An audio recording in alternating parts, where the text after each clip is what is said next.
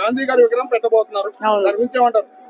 గాంధీ గారి విగ్రహం పెడితే అందరికి సంతోషమే, కానీ ఎక్కడ మూసీ నది దగ్గర అందరికి సంతోషమే, కానీ దానికి ఎంత ఖర్చు పెడుతున్నారో తెలుసా మీకు? 5,000 కోట్లు. ఇది 5,000 కోట్లు. పేదవాళ్ళు ఉన్నారు కదా, అన్ని వేల కోట్లు పెట్టే బదులు పేదవాళ్ళకి డబుల్ బెడ్రూమ్స్ కట్టించి మంచిగా, ఇప్పుడున్న పేదవాళ్ళు ఎంత మంది ఉన్నారు, పేదవాళ్ళు రోడ్డు మీద బతుకుతున్నారు. అదే 5,000 కోట్లు పేద ప్రజలకు ఏదో అన్ని కట్టించి వాళ్ళకి ఏవైతే చెప్పారో ఆ హామీలు నెరవేర్చుకోవాలి. కానీ అంత అవసరం ఏముంది? గాంధీ తాత అంటే మన అందరికి రెస్పెక్ట్. ఎందుకంటే 1947 లో మనకి స్వాతంత్రం తెచ్చాడు ఆయన. మనం ఈ రోజు స్వాతంత్రంగా మాట్లాడుకుంటున్నామంటే ఆయన వల్లనే.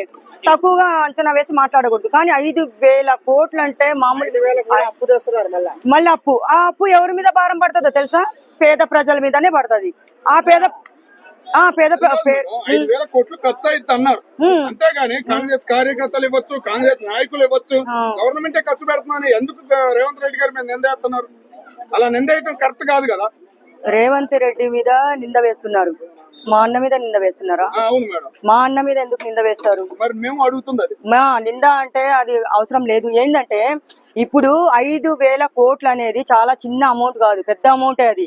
ఆయన మళ్ళీ అప్పులు తీసుకొని వచ్చి పెడుతున్నారేమో కదా అని చెప్పుకుంటున్నారు. మళ్ళీ అప్పు చేసి ఈ విగ్రహం కోసం ఓపెనింగ్ చేయడం. మన రాహుల్ గాంధీ గారు కూడా వస్తున్నారంట, దానికి ఓపెనింగ్ కి. రాహుల్ గాంధీ వస్తున్నారు.